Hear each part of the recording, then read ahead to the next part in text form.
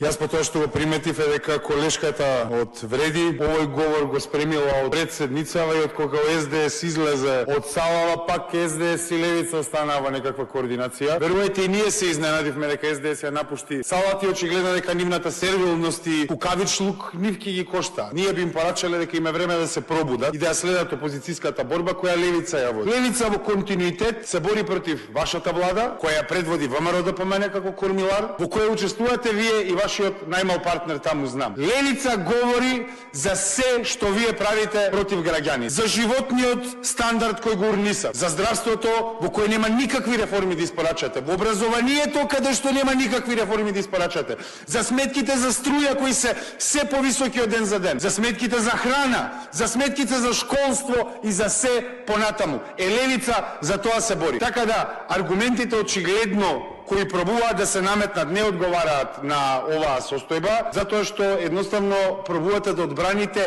грубо кршење на деловникот и на законите на Република Македонија.